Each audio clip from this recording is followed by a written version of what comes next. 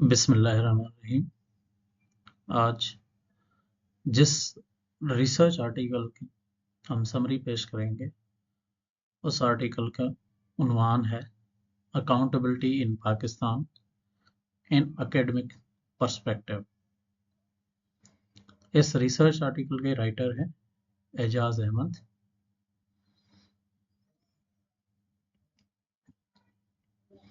चूंकि ये आर्टिकल 2019 में लिखा गया है तो इसमें भी स्टैट्स जो इस्तेमाल की गई है, फैक्ट्स एंड फिगर्स, वो 2019 के इस्तेमाल की गई है। राइटर इंट्रोडक्शन में कहते हैं कि according to CPI 2019 as reported by Transparency International, Pakistan is 120th corrupt nation out of 180 countries के 180 में से करप्शन में पाकिस्तान का 120वें नंबर आता है 2019 में। और लिटरेचर करप्शन सिस्टमिक करप्शन को डिफाइन करता है an institutionalised endemic manipulation of a system by the individuals or networks, organizations, taking advantage of weaknesses in the process and systems for illicit gains, where there are leadership deficiencies, collusion, and or abuse of power. अब academic perspective में writer कहता है कि बहुत सारे exam हैं corruption के, हम उनको फाइनेंशियल और इकोनॉमिक डोमेन तक महदूद नहीं रख सकते। मिसाल के तौर पर टाइप्स ऑफ करप्शन में है कि भाई ये भी है कि इंटरेस्ट बेस्ड प्रैक्टिसेस हों, पर्सनल गेन्स हों, ब्राइबरी हो, एक्सटॉर्शन हो, फ्रॉड हो, एम्बिजलमेंट हो, ट्रैफिकिंग हो, पिल्फरेज हो, स्मगलिंग हो, किकबैक्स हो, डिसेप्शन हो, ये सारे टाइप्स हैं करप्शन के।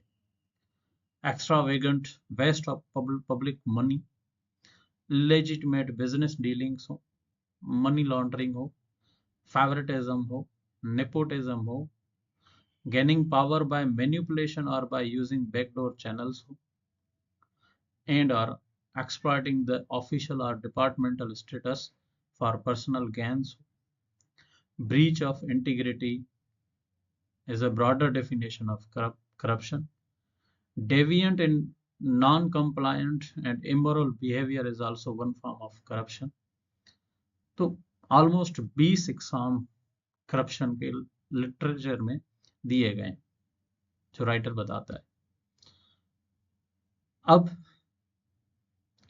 सिस्टमिक करप्शन को जड़ से उखाड़ना ही पाकिस्तान के लिए अहम है, जिससे पाकिस्तान अपना social, political and economic reputation दुनिया में अच्छी बना सकता है in the community of nations में। और राइटर कहता है कि पाकिस्तान ने laws, rules and institutions inherit किए, उन पे इनएक्ट किया और एस्टेब्लिश किए, which exist for accountability in any modern and civilized society. हर वो काम किया जिससे अकाउंटेबिलिटी का हर किसी को ठहरा सके। और इसके मुताबिक the existence system of accountability, writer कहता है, has 5 types of applicability of laws. पहला है कि भाई वो रूल्स एंड लॉज हैं जो रूलिंग एलीट के लिए हैं। दूसरा, वो rules, anti corruption rules and laws हैं जो फॉर रूलिंग सिविलियन एलीट है। तीसरी कैटेगरी रूल्स एंड रेगुलेशंस या लॉज की वो है जो for the collaborators of the ruling elite. और चौथी category rules and laws of anti corruption वो है जो for the rich and the powerful के लिए है। और फिफ्थ कैटेगरी है of laws and rules of anti corruption जो ऑर्डिनरी सिटीजन्स ऑफ पाकिस्तान के लिए है। ओरिजिन ऑफ अकाउंटेबिलिटी के बारे में राइटर कहते हैं कि ये जो वर्ड लिया गया है अकाउंटेबिलिटी, ये लैटिन वर्ड अकम्पेटियर से लिया गया है, जिसका मतलब है टू अकाउंट, या कंप्यूटर से लिया गया है, कंप्यूटर से लिया गया है, जिसका मतलब है कैलकुलेट। ठीक है। डेफिनेशन अकाउंटेबिलिटी की रिचर्ड ग्रांट मल्गन देते हैं। वो कहते हैं कि the core of accountability is the obligation to answer to a superior for one's actions and to accept appropriate remedies including sanctions। ये डेफिनेशन देता है अकाउंटेबिलिटी के लिए कौन? Richard Grant Mulgan. आगे वो कहता है कि there are 3 significant aspects of this definition. पहला एस्पेक्ट जो सिग्निफिकेंट एस्पेक्ट इस डेफिनेशन का है, अकाउंटेबिलिटी के डेफिनेशन का, वो ये है कि justifications are given to some other person which lead to social interaction and conversation, it becomes external। दूसरी सिग्निफिकेंट एस्पेक्ट ऑफ अकाउंटेबिलिटी की डेफिनेशन की है कि the person exercising the authority to seek justification of actions may impose sanctions which are bound to be accepted। और last जो significant aspect है accountability के definition का, वो है the superior authority has the legal powers to seek clarification and impose penalties। Accountability के लिए identical concepts कौन कौन से हैं? हम रोज सुनते हैं कि भाई अकाउंटेबिलिटी में रिस्पॉन्सिबिलिटी होनी चाहिए, एफिशिएंसी होनी चाहिए, इक्विटी होनी चाहिए, रेस्पॉन्सिवनेस होनी चाहिए, ट्रांसपेरेंसी होनी चाहिए, डेमोक्रेसी होनी चाहिए, आंसरेबिलिटी होनी चाहिए, फेयरनेस होनी चाहिए, प्रोडक्टिविटी होनी चाहिए। ये सारे इनफॉर्मल डिस्कशंस में हम अकाउंटेबिलिटी के लिए पैरेलल वर्ड्स इस्तेमाल करते हैं। कोपेल का मुख्तलिफ नजरिया है, कॉन्सेप्ट है अकाउंटेबिलिटी के लिए, और वो 5 डायमेंशंस देता है। एक ट्रांसपेरेंसी का डायमेंशन देता है, दूसरा लायबिलिटी का डायमेंशन देता है, तीसरा कंट्रोलेबिलिटी का डायमेंशन देता है, चौथा रेस्पॉन्सिबिलिटी का डायमेंशन देता है, और रेस्पॉन्सिवनेस का डायमेंशन देता है।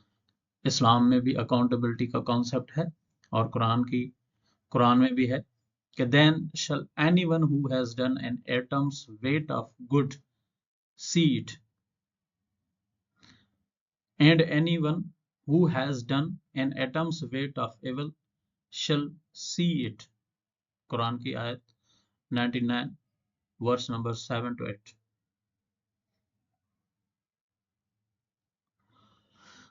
In the Islamic system of administration, भाई, no one is above the law। Even the head of Islamic state is accountable। Similarly, public servants, judiciary, armed forces, and all other segments of society are accountable in Islamic administration system, and their acts are also accountable to laws and rules। Facets of accountability, writer कहते हैं कि हम आज तक सिर्फ accountability finance या economic financial accountability की बात करते आए, और पाकिस्तान का एग्जिस्टिंग सिस्टम ऑफ अकाउंटेबिलिटी वो भी सिर्फ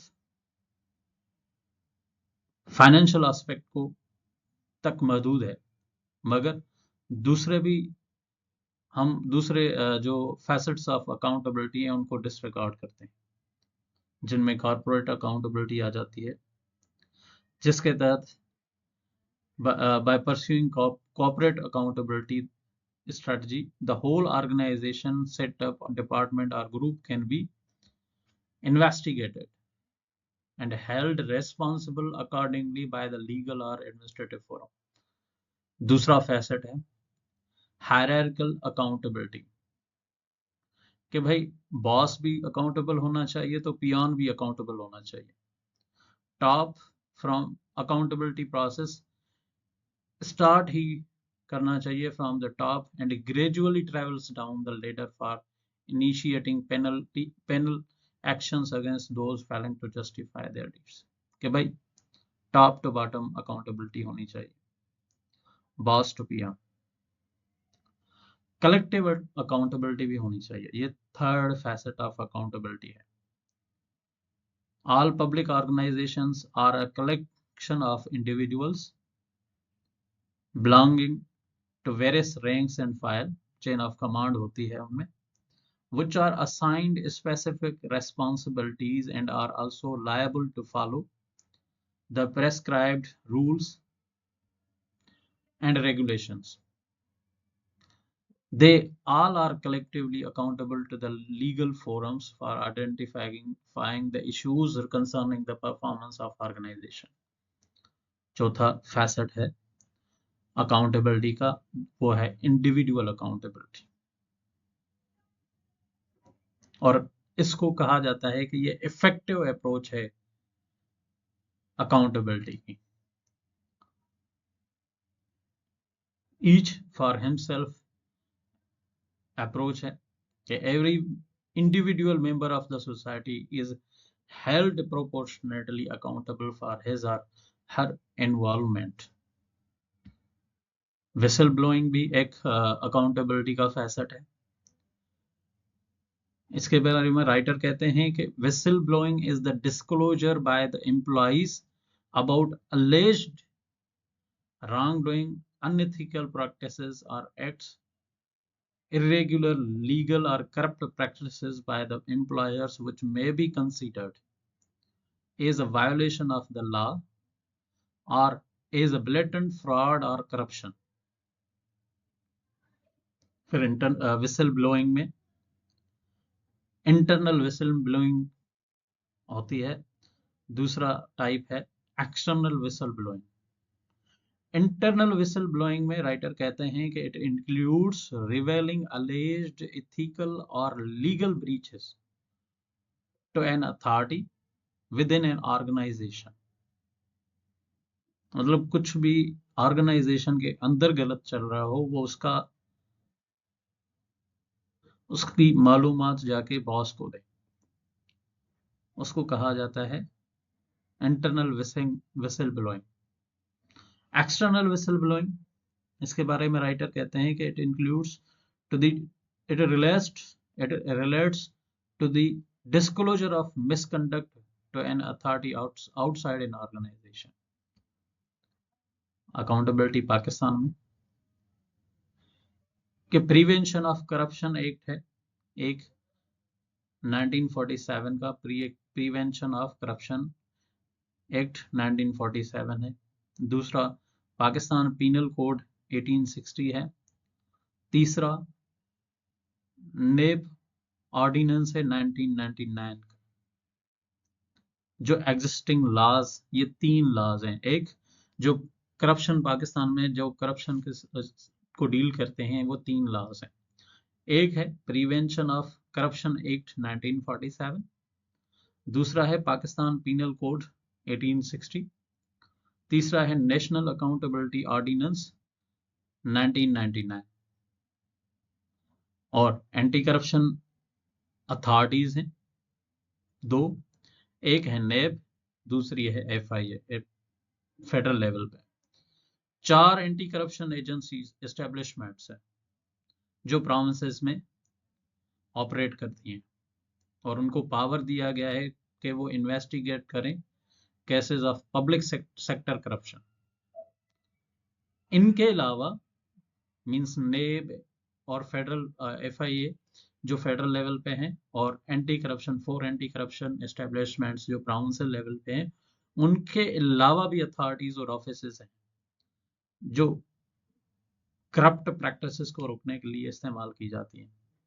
जैसे public procurement regulatory authority Pipra, public accounts committee है, जुडिशियल कमीशन है, इलेक्शन कमीशन ऑफ पाकिस्तान है, ऑडिटर जनरल ऑफ पाकिस्तान है, और दूसरे सेट ऑफ इंस्टीट्यूशंस भी हैं जो करप्शन को रोकने के लिए, जैसे स्टेट बैंक ऑफ पाकिस्तान है, कॉम्पिटेटिव कमीशन ऑफ पाकिस्तान है, security and exchange commission of Pakistan है, जो सेट की गई हैं to check financial irregularities and incidences of corruption and corrupt practices in Pakistan.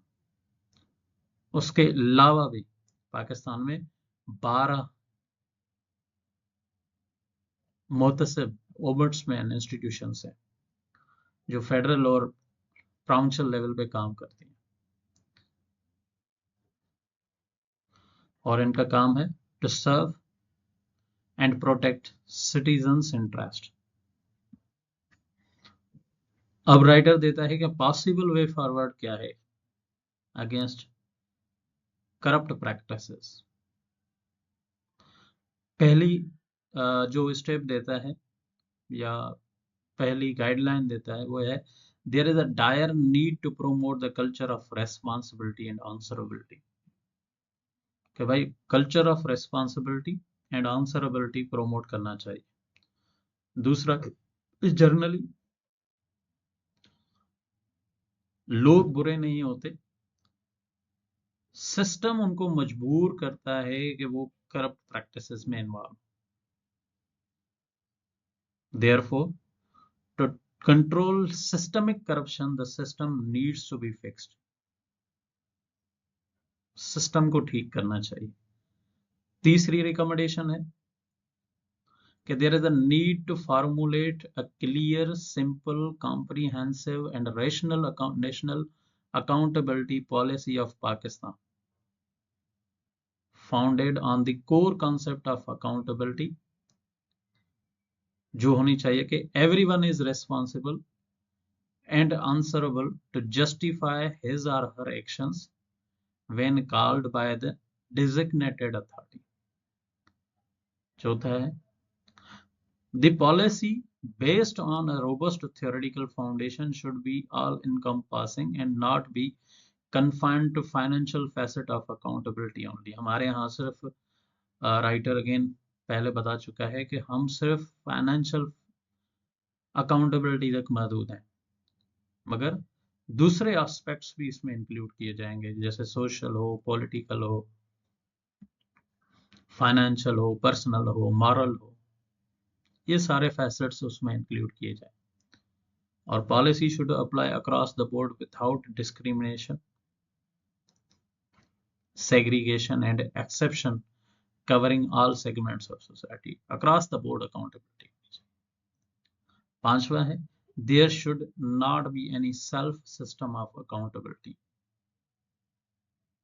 छठा recommendation है, forums for disciplinary actions and other related matters under respective laws and rules and regulations for persons belonging to judiciary, armed forces and bureaucracy can remain functional। भाई जो rules and regulations of anti corruption है या disciplinary action forums हैं, चाहे वो bureaucracy के में हो, जुडिशरी में हो या आर्म्ड फोर्सेस में हो, वो इंटैक्ट रहे। और सातवां है रिकमेंडेशन कि accountability should remain sole responsibility of the designated authority to examine and prosecute matters concerning corruption and corrupt activities। It should be a fully independent and autonomous body to implement the law in true letter and spirit। It should be a statutory independent body to oversee all types of corruption in Pakistan। Whistleblower provisions and protection is a vital way to address the culture of tolerance of unethical practices। Therefore, people should be provided with the means to disclose any misuse of authority or acts of wrongdoing responsibility। Reference है इसरा papers volume 12 2020। Thank you.